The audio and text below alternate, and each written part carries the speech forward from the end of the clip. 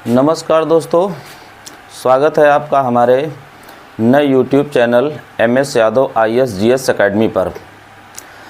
आज मैं अपना विश्व भूगोल का एक सामान्य परिचय के तौर पर दोबारा लेके आया हुआ हूँ, क्योंकि जो हमारा पहले का जो वीडियो रहा था उसमें कुछ चीज़ें छूट गई थी।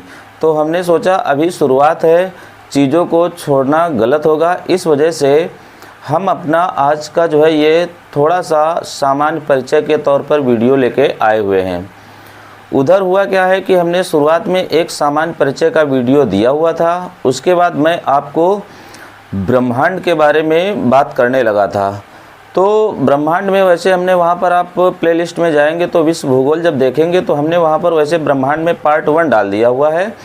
तो जो ब्रह्मांड का हमारा नेक्स्ट वीडियो रहेगा वो पार्ट 2 रहेगा। तब तक कि हम जो छूट गया था हमारा सामान्य परिचय में, तो उसका जो छूटा हुआ पोर्शन है ये हम जो है 2 वीडियो में कंप्लीट करेंगे। यानी कह सकते हैं कि एक हमारा सामान्य परिचय का वीडियो पहले जो है पढ़ चुका है, आज एक हमारा ये वीडियो आपके सामने है और एक तीसरा और हमारा जो है वीडियो आएगा, जिसके बाद क्या होगा, हमारा सामान्य परिचय का काम पूरा हो जाएगा। ज्यों पूरा हो जाएगा उसके बाद हम तुरंत अपना ब्रह्मांड पे आ जाएंगे और वहीं से हमारा विश्व भूगोल सिलेबस वाइज सभी परीक्षाओं के लिए चलने वाला है। तो आप लोग जो ये हमारे वीडियो चल रहे हैं इनको मिस मत करिए, इनको देखिए, क्योंकि इन वीडियो में काफ़ी कुछ चीज़ें हैं। लेकिन है क्या, हम लोग कुछ बहुत ज़्यादा इम्पॉर्टेंट पढ़ते हैं, लेकिन जब होता क्या है कि परीक्षा में इम्पॉर्टेंट चीज़ें छोड़कर अन्य चीज़ें पूछने लगते हैं तो हमारे लिए वो परीक्षा कठिन होने लगती है। तो हमने उसी परिप्रेक्ष्य से ये आज का हमने वीडियो बनाया हुआ है। जो चीज़ें आप इसमें देखेंगे मैंने इनको बहुत ढूंढ के, बहुत मेहनत करके यहाँ पर लाए हैं। मतलब इसमें लिखा हुआ तो कम मिलेगा, लेकिन आपकी परीक्षा के लिए बहुत बेहद इम्पॉर्टेंट रहने वाले हैं। तो आइए चालू करते हैं अपना जो है विश्व भूगोल में छूटा हुआ सामान्य परिचय, या हम कह सकते हैं ये सामान्य परिचय का हमारा जो है दूसरा वीडियो इसको मान सकते हैं। तो आइए ये देख लीजिए, हमने यहाँ पर लिख दिया हुआ है विश्व भूगोल। आइए बात करते हैं यहाँ पर। सबसे पहले है क्या कि जो हमारा भूगोल है, भूगोल के लिए अगर कोई जियोग्राफी शब्द का प्रयोग करने वाला होता है तो उस व्यक्ति का नाम होता है यहाँ पर इरेटोस्थनीज। और एक चीज़ हमको यहाँ पर और ध्यान रखनी है, एक हमारा जो है कह सकते हैं कि हमारा जो भूगोल है, इस भूगोल को सुव्यवस्थित रूप देने वाला भी अगर कोई भी हमारा भूगोलवेत्ता होता है तो ये इरेटोस्थनीज होता है। ये इरेटोस्थनीज खास तौर से इंग्लैंड का रहने वाला होता है। तो इसने पूरे जितना भी हमारा जो है भूगोल है उसको बड़ा ही सुव्यवस्थित ढंग से कार्य किया हुआ है कि कैसे क्या हम इसको जो है रखें, ताकि जितनी भी चीज़ें भूगोल के अंतर्गत हैं वो समाहित हो जाएं। तो इसका नाम याद रखिएगा, इरेटोस्थनीज का। उसके बाद अगर हम यहाँ पर बात करेंगे कि हमारा जो है भूगोल का जनक कौन है, तो आपको पता है कि भूगोल का जनक ये देखो यहाँ पर लिख दिया हुआ है, हिकैटियस है। तो आइए आगे हम देखते हैं कि जियोग्राफी शब्द हमारा जो है 2 शब्दों से मिलकर बना है, और ये शब्द अंग्रेजी का शब्द है जिसको हम कहते हैं जियोग्राफी। जियोग्राफी में है क्या कि जियो हमारा अलग है और ग्राफी हमारा ग्राफी नहीं है, ये ग्राफो है। तो जियो माने होता है पृथ्वी और ग्राफो माने होता है वर्णन, अर्थात ऐसा विषय जो हमको पृथ्वी पर होने वाली सभी जितनी भी घटनाएं वगैरह हैं उनको अगर ज्ञान करवाता है तो उसी को हम क्या कहते हैं, ज्योग्राफी या भूगोल की संज्ञा देते हैं। उसके बाद है भूगोल को सुव्यवस्थित रूप प्रदान करने वाला अगर कोई जो है हमारा दूसरा भूगोलवेत्ता होता है तो कौन होता है, ये हेरोडोटस होता है। कौन होता है, हेरोडोटस। और हेरोडोटस से आपको पता चल रहा होगा, ये तो हमारा जो है पहुंच गया है कहाँ पर, हेरोडोटस इतिहास में। और हम लोग इसी हेरोडोटस को इतिहास का पिता बोला करते थे। तो ये हेरोडोटस वही वाला है, ये कोई अलग से हेरोडोटस नहीं है, क्योंकि ये पहले के जितने भी हमारे व्यक्ति हुआ करते थे, खास तौर से जो खोज वगैरह करते थे, ये कई विषय में पारंगत हुआ करते थे। तो ये भूगोलवेत्ता भी था और इतिहास का जनक भी था हेरोडोटस। उसके बाद क्या है कि सुव्यवस्थित रूप, इसके अलावा अगर और कोई इनकी सहायता करने वाला होता है हेरोडोटस के अलावा, तो एक हमारा स्ट्रैबो होता है, दूसरा हमारा टालमी होता है, उसके बाद हमारा कार्ल रीटर होता है और आर्थर होम्स होते हैं। तो पहले नंबर पर आपको यहाँ पर इरेटोस्थनीज का नाम ध्यान रखना है, दूसरे नंबर पर हेरोडोटस ध्यान रखना है और तीसरे नंबर पर स्ट्रैबो, फिर टालमी और फिर कार्ल रीटर। इतने नाम आप याद रख लीजिएगा, आपका काम यहाँ पर चल जाएगा। वैसे जो छोटी परीक्षाएं, उन छोटी परीक्षाओं के लिए इरेटोस्थनीज आपका पर्याप्त है, लेकिन जो अन्य परीक्षाएं हैं जैसे लोक सेवा आयोग के लिए हैं, उनके लिए आपको ये नाम याद रखने पड़ेंगे। वैसे नाम याद करना इनके लिए कोई कठिन बात नहीं है, क्योंकि टालमी को आप जो है इतिहास में भी पढ़े हैं, स्ट्रैबो को आप इतिहास में पढ़े हैं और कार्ल रीटर को आप इकोलॉजी में पढ़े हुए हैं। तो इस वजह से तुमको याद करने में कोई दिक्कत नहीं आनी चाहिए। आपको अगर एक बार हमने जो है कायदे से देख लिया तो ये हमको याद हो जाएंगे। उसके बाद क्या हुआ है कि जो ये हमारा टॉलमी है, असल में होता क्या है कि ये जितने भी हमारे भूगोलवेत्ता होते हैं, ये करते क्या है, एक भूगोल की जो है कोई ना कोई परिभाषा देते हैं। अब हम करेंगे क्या, भूगोल की सभी परीक्षाएं, सभी जितनी भी परिभाषाएं हैं, इनको तो हम नहीं याद करेंगे, लेकिन कुछ ना कुछ हमको जो है परिभाषा एक आधी आनी चाहिए, है ना। तो इसमें ये टालमी की परिभाषा यहाँ पर हमने लिख दी हुई है। टालमी ने भूगोल का वर्णन कुछ इस प्रकार से, या भूगोल की परिभाषा कुछ इस हिसाब से दी थी। लिखा हुआ है, भूगोल पृथ्वी की झलक को स्वर्ग में देखने वाला आभामय विज्ञान है। मतलब ये हमारा किसकी परिभाषा है, ये टालमी की है। तो आप लोग याद रख, परिभाषा खास तौर से जो मेंस एग्जाम होते हैं उनमें जो है इनकी परिभाषा पूछी जाती है। कभी कभार जो है ये नाम दे देते हैं कि स्ट्रैबो के अनुसार परिभाषा बताइए क्या होती है, टालमी के अनुसार बताइए क्या होता है। तो ये परिभाषा खास तौर से टालमी की आप लोग याद कर लीजिएगा, तो आपका जो है काम यहाँ पर चल जाएगा। उसके बाद क्या होता है कि भूगोल की हमारी कुछ शाखाएं होती हैं, जहां से हर परीक्षा में प्रश्न आता है और हमने इसी को बहुत कायदे से संजो के रखा हुआ है। आप लोगों को अब अलग अलग याद करने की जरूरत नहीं है, आप एक जगह इनको कर लीजिएगा। वैसे आज हमने यहाँ पर जो बात की हुई है भौतिक भूगोल की जो उप शाखाएं हैं, इनकी बात की हुई है। आगे जब हम आएंगे तो अभी जो एक वीडियो हमारा रहेगा उसमें जो है मैं मानव भूगोल की जितनी भी उप शाखाएं हैं उनकी बात करूँगा। बहरहाल अभी आप देखेंगे कि ये हमारी जो उप शाखाएं हैं कितना हमारे लिए इम्पोर्टेंट हैं, इसी वजह से मैं जानबूझ के इनको यहाँ पर रखे हैं। तो देख लीजिए भूगोल की यहाँ पर कितनी शाखाएं होती हैं, तो ये 2 शाखाएं होती हैं। एक हमारी भौतिक भूगोल होती है और दूसरा हमारा जो है मानव भूगोल होता है। भौतिक भूगोल का सीधा साधा संबंध हमारा किससे होता है, जो चीज़ें हमारी क्या हैं कि एक प्रकार से पृथ्वी पर हैं और एक प्रकार से कह सकते हैं कि वो निर्जीव हैं, उनको हम क्या कहते हैं, भौतिक भूगोल के अंतर्गत रखते हैं। और दूसरी हमारी शाखा कौन सी है, मानव भूगोल। तो जब से मनुष्य पृथ्वी पर जन्मा है और तब से लेके आज तक की मनुष्य के द्वारा कहाँ क्या परिवर्तन किया गया है, इन सब का अध्ययन किया जाता है किसके अंतर्गत, मानव भूगोल के अंतर्गत। बहरहाल आइए हम लोग देखते हैं मानव भूगोल की उप शाखाएं कौन कौन सी हैं, बहुत ही इंपॉर्टेंट है। अभी आप देखेंगे यहाँ से जो है कितने प्रश्न आपको मिलते हैं। आमतौर पर होता क्या है कि कुछ यूट्यूबर वगैरह हैं, 1-2 जो है आपको शाखाएं बता देते हैं, जब वो शाखाएं परीक्षा में नहीं आती हैं तो आपको बड़ा पश्चाताप होता है। इस वजह से आप लोग इनको कहीं पर नोट कर लीजिएगा और वैसे हम आशा करते हैं कि आप लोग नोट्स तो हमारे बनाएंगे ही। तो आइए पहला जो है हम देखते हैं, पहली हमारी शाखा यहाँ पर हो जाएगी कौन सी, विश्व रचना विज्ञान। एक चीज़ और यहाँ पर ध्यान देने वाली बात है, विश्व रचना विज्ञान आपको हिंदी में पूछे या ना पूछे, लेकिन जो है आपको इंग्लिश वाला नाम जो है ये पता होना चाहिए, क्योंकि अंग्रेजी में ही ये लोग जो है वहाँ पर ऑप्शन देते हैं। लेकिन आपको हिंदी में भी पता होना चाहिए, क्योंकि आप हिंदी माध्यम के छात्र हैं और इंग्लिश मीडियम वाले तो इंग्लिश से काम उनका चल जाएगा। तो आइए देखते हैं, विश्व रचना विज्ञान को हम क्या कहते हैं, कॉस्मोग्राफी कहते हैं। क्या कहते हैं, कॉस्मोग्राफी। ऐसा लग रहा है कि ये हमारा जो है कॉस्मॉस यानी ब्रह्मांड से संबंधित है, तो ये हमारा हो जाएगा विश्व रचना विज्ञान, क्या हो जाएगी, कॉस्मोग्राफी हो जाएगी। उसके बाद हमारा दूसरे नंबर का है भू आकृति। भू आकृति में देख लीजिए, भू आकृति का मतलब यहाँ पर क्या है, जो हमारी पृथ्वी है, पृथ्वी के ऊपर जो भी हमारा इसकी संरचनात्मक या बनावट है उसका अध्ययन किया गया है, जिसको हम कहते हैं फिजियोग्राफी। क्या कहते हैं? फिजियोग्राफी। नाम इनका ध्यान रखना है आपको, फिजियोग्राफी। उसके बाद आगे हमारा तीसरे नंबर पर है भू आकृति विज्ञान, जिसको हम यहाँ पर कहते हैं जियोमॉर्फोलॉजी। क्या नाम देंगे इसका? जियोमॉर्फोलॉजी। आपको एक दो बार ऐसे ही कहना है, आपको याद हो जाएंगी। उसके बाद हमारा जो है पर्वत विज्ञान है। जैसा कि नाम से पता चल रहा है कि पर्वत कैसे बने होंगे, पर्वत कितने प्रकार के होते हैं, कैसी संरचना होती है, उन सब का जो अध्ययन किया जाएगा उसको हम कहेंगे यहाँ पर पर्वत विज्ञान। और पर्वत विज्ञान को अंग्रेजी में हम लोग कहते हैं ओरोग्राफी। क्या कहते हैं इसको? ओरोग्राफी कहते हैं। उसके बाद पांचवें नंबर पर हमने जो है एक शाखा लिखी हुई है जिसका नाम है समुद्र विज्ञान।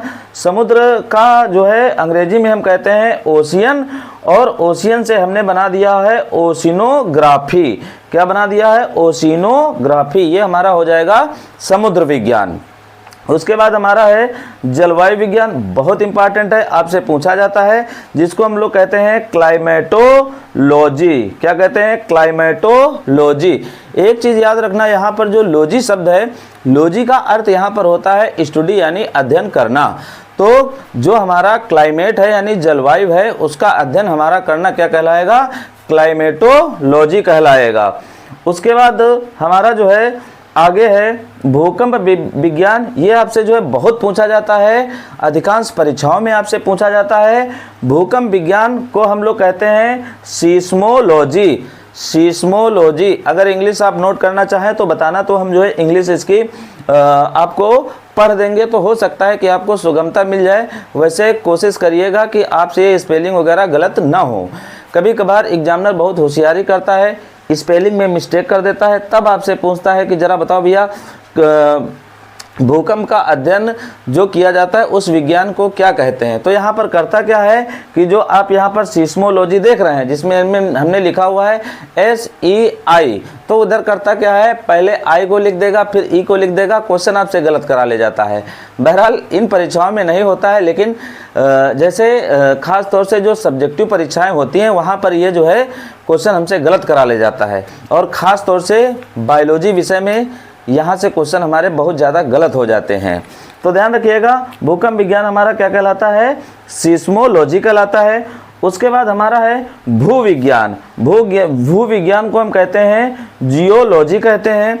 उसके बाद 9वें नंबर पर हमारा है संरचनात्मक भू विज्ञान, यानी जिसको हम कहते हैं स्ट्रक्चरल जियोलॉजी। Structural geology. ये हमारे हो गए, कितनी शाखाएं यहाँ पर हुई हैं? 9।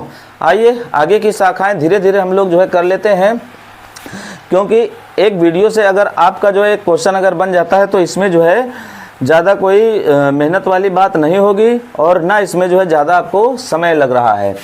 उसके बाद 10वें नंबर पर हमको देखने को मिला है भूगति विज्ञान। कौन सा? भूगति विज्ञान, जिसको हम कहते हैं जियोडायनेमिक्स। क्या कहते हैं? जियोडायनेमिक्स। ध्यान रखिएगा, भूगति विज्ञान को क्या कहते हैं? जियोडायनेमिक्स। उसके बाद जल विज्ञान है, बहुत इंपॉर्टेंट है, आपसे पूछा जाता है, जिसको हम लोग कहते हैं हाइड्रोलॉजी। जल विज्ञान को हम लोग क्या कहते हैं? हाइड्रोलॉजी। उसके बाद दूसरा हमारा यानी 12वें नंबर का है, जिसको हम बोल रहे हैं भूकालानुक्रम, जिसको हम कहते हैं जियोक्रोनोलॉजी। क्या कहते हैं इसको? भूकालानुक्रम को जियोक्रोनोलॉजी। पहले एक मैगजीन आया करती थी क्रोनोलॉजी की, 10 रुपये की आती थी, उसको ध्यान रखिएगा। और भू लगा हुआ है, जियो लगा देना है, तो आपका बन जाएगा भूकालानुक्रम विज्ञान। उसके बाद आगे आ जाएगा हमारा चट्टान विज्ञान। चट्टान विज्ञान को हम लोग लिखेंगे लिथोलॉजी। लिथोलॉजी। अगर जो लोग बायोलॉजी की तैयारी अगर करते होंगे तो उसमें देखे होंगे, एक हमारी जो है समुद्र में चट्टानें होती हैं, और उन चट्टानों पर जो शैवाल उगते हैं, तो उन शैवालों को हम जो है लिथोलॉजी से जो है पढ़ते हैं। उसके बाद हमारा 14 नंबर पे आ जाएगा पूरा भूगोल। पूरा भूगोल को हम लोग लिखते हैं पैलियोजियोग्राफी। क्या लिखते हैं? पैलियोजियोग्राफी। उसके बाद 15 नंबर पर देखेंगे जैव भूगोल। ये आपसे बहुत इम्पॉर्टेंट है, और आपसे यहाँ पर इसके अलावा क्वेश्चन भी बनाता है, जिसको हम कहते हैं बायोजियोग्राफी। जैव भूगोल को हम लोग क्या बोलते हैं? बायोजियोग्राफी। उसके बाद पारिस्थितिकी बहुत इंपॉर्टेंट है, आपको पूरा का पूरा जो है एक ये विषय के तौर पर पढ़ना पड़ेगा, पारिस्थितिकी तथा पारिस्थितिक तंत्र, इसके साथ में आपको एनवायरनमेंट यानी पर्यावरण। तो पारिस्थितिकी को हम कहते हैं इकोलॉजी, और जब हम पारिस्थितिकी तंत्र कह देते हैं तो इसी को हम बोलते हैं इकोसिस्टम कहते हैं, है ना।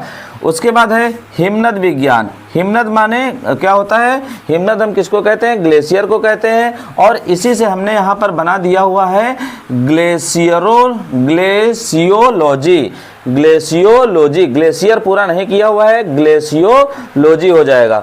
उसके बाद सरोवर विज्ञान बहुत इंपॉर्टेंट है। सरोवर को आप यहाँ पर कह सकते हैं कि हमारा ये झील है ना, सरोवर कह लीजिए तो ठीक है, झील कह लीजिए तो ठीक है, और झीलों का अध्ययन हमारा क्या कहलाता है, लिम्नोलॉजी।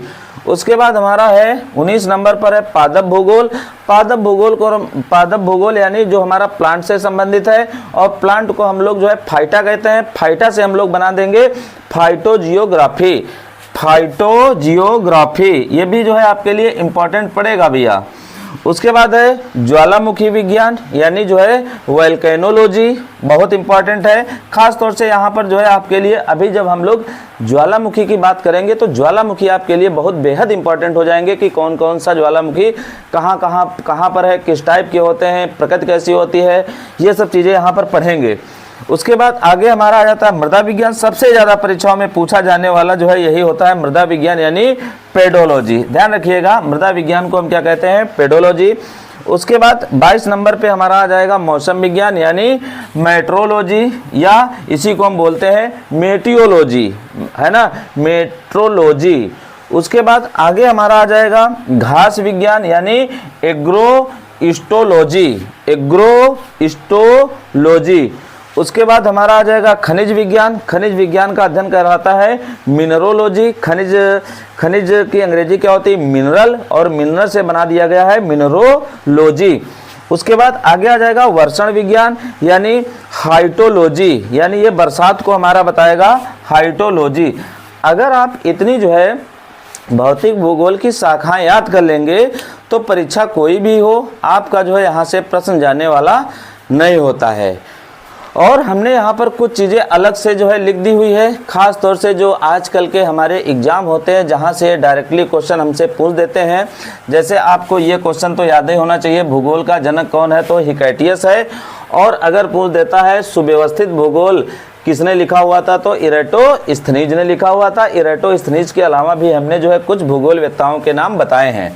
अगर पूछ देता है वर्तमान भूगोल का जनक कौन है तो बता देना भैया वान हमबोल्ट हैं, इनको नोट कर लीजिएगा। अगर पूछ लेता है भौतिक भूगोल के जनक कौन है, जो ये आप उपशाखाएं लिख के आए हैं, तो इनका जनक कौन है, पोलिडोनियस, नाम इनका याद रखिएगा, पोलिडोनियस। और अगर आपको पूछे सांस्कृतिक भूगोल का जनक कौन है तो कार्ल ओ सावर हैं, इनको याद रखिएगा। और ये इस समय के जो है बहुत इंपॉर्टेंट हैं जिनको हम कहते हैं गणितीय भूगोल का जनक, तो याद रखिएगा थेल्स और एनेक्सीमेंडर हैं।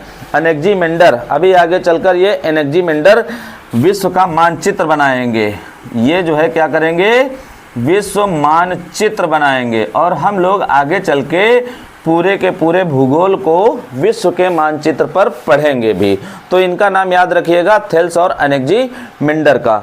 आशा करते हैं कि ये हमारा जो है वीडियो आपके लिए खास तौर से जो हमारा भौतिक भूगोल है, भौतिक भूगोल की जितनी भी शाखाएं हैं, जितना भी हमसे हो सका है उनको मैंने एक जगह करने का प्रयास किया हुआ है। आप लोग इनको नोट करिए, इनको याद करिए, पढ़िए। आपको संभवतः किसी न किसी परीक्षा में यहाँ से एक क्वेश्चन जरूर मिलेगा। अब वो क्वेश्चन चाहे आपका सरल हो चाहे कठिन हो, आपको जो है अलग कहीं किताब में ढूंढना नहीं है। और मैं ये भी जो है कह सकता हूँ कि हो सकता है कि कहीं पर आपको इतनी सामग्री मिल जाए। वैसे आमतौर पर एक जगह पर इतनी सामग्री मिलती नहीं है जितना मैंने आपको यहाँ पर दे दिया हुआ है। तो बहरहाल आज मैं अपना वीडियो इतना ही रखूँगा। उसके बाद एक और हम यहाँ पर वीडियो बनाएंगे मानव भूगोल के बारे में। तो इस हिसाब से हमारे जो है 3 वीडियो में पूरा का पूरा सामान्य परिचय हमारा पूरा हो जाएगा। उसके बाद हमने जो ब्रह्मांड चालू किया हुआ था, फर्स्ट जो हमारा भाग है उसको मैं करा चुका हूँ। उसके बाद दूसरा नंबर पर हम ब्रह्मांड की बात करने लगेंगे, और जो हम ब्रह्मांड की बात करेंगे तो हमको ग्रह और उपग्रह मिलना शुरू हो जाएंगे। तो ठीक है, आज के लिए इतना ही रखते हैं। जय हिंद, जय भारत।